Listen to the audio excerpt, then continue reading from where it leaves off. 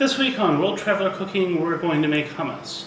Hummus is a Middle Eastern dish. It's common in both Israeli and Arabic restaurants, particularly, for example, in the area around the Levant. This is a really creamy chickpea dip, which I think many of us know and love. It's actually not very hard to make. You can start with canned garbanzo beans, but I'm going to start with dried ones. Dried, of course, they're really small, but we're going to soak them and then boil them. We're also going to add lemon juice, tahini, probably this whole thing of tahini for probably less than this in terms of chickpeas. A little bit of baking soda and some salt.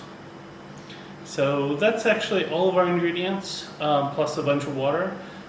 Basically, night before, if you're using dry beans, of course we have to soak them. So I'm going to soak them now, and hopefully tomorrow morning they'll be ready to boil. So let's go ahead and get started. So here you can see I've added like 3-4 liters worth of water and to like 2.5 cups or 350 grams of dried chickpeas. We're just going to let this sit overnight, and then we'll be back tomorrow to cook these and process them into hummus. So now we've soaked these. I've drained off a lot of the water, but not all of it. The peas should still be covered with water during the whole cooking process. We're going to boil these for about 2 hours, checking on the water periodically, and we're going to add a good-sized teaspoon of baking soda to the water. And now we're just going to wait. Be back once these are done. Once they start boiling, I'm going to move them to a smaller burner and turn the heat way down. So I've now drained these chickpeas. You can, of course, start with chickpeas from a can, but if you're going to start with them straight, make sure that they cook until they're really, really soft. I'm going to use an immersion blender now to puree these.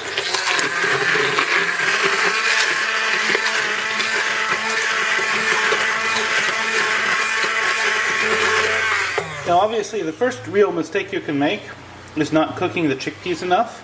It's a lot easier, honestly, if you start with dry chickpeas. But if you start with cooked ones, then definitely you'll just need to work a little more on the puree side, and you may need to add a little bit of water.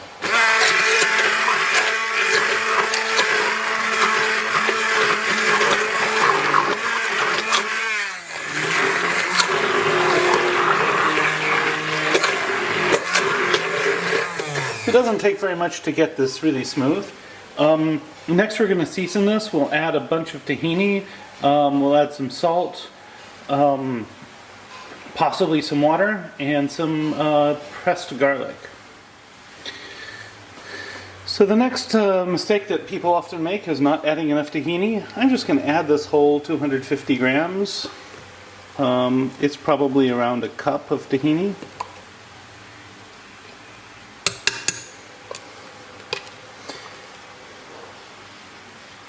Some people add a little more than this, some add a bit less.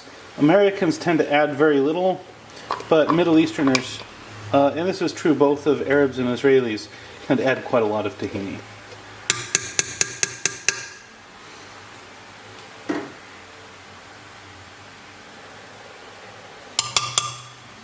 And then we'll add a bit of salt, and then decide if we want to add some garlic. Garlic's optional.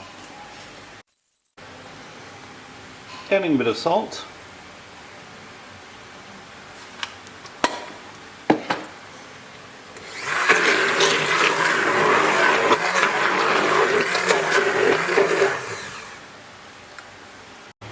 So I added maybe a teaspoon of salt and 2 cloves of pressed garlic. I'm just going to add a bit of water. I'm going to blend it up.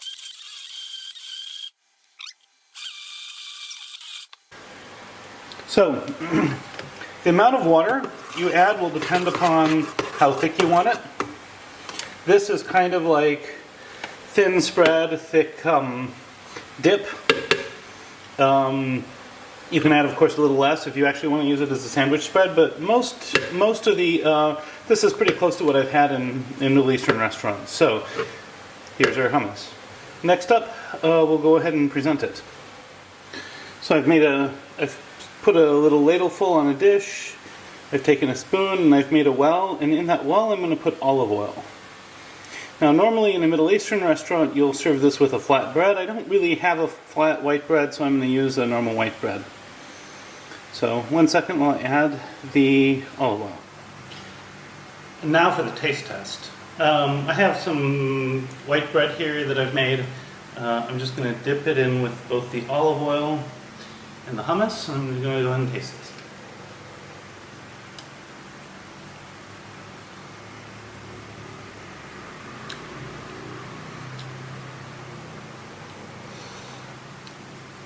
This is very good. You get the primary flavors of the tahini or sesame, the chickpeas, and the olive oil. And those really should be your primary flavors. Garlic, salt, etc. are just kind of accents to that. I think this is really good. I think it's quite delicious. Plan to eat this over probably the next couple days. So, if you find this content interesting, I hope I've earned a like and a subscription from you, and please check out my Patreon page where you can get access to 3 to 6 months of early content. I'm also planning on doing like some live productions and things like that.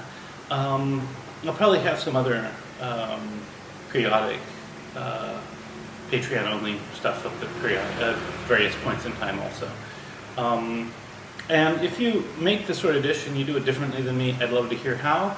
I think it's great when we share different techniques and different preferences.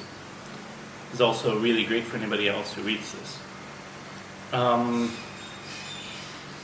any rate, recipes in the description. Bon appetit, and see you next week.